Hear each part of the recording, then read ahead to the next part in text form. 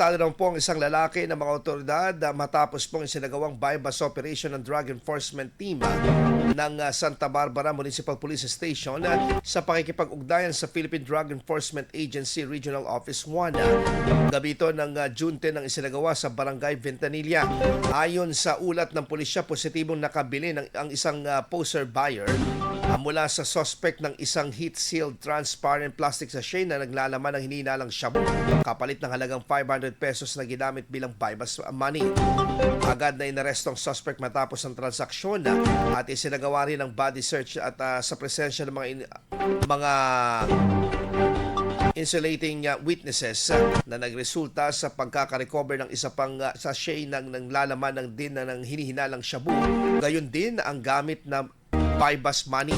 Ayon sa pulisya, ang mga nakumpiskang hinihinalang illegal na droga ay may kabuang timbang na humigit kumulang na 3 gramo na may tinatayang standard price, drug price na 20,400 pesos.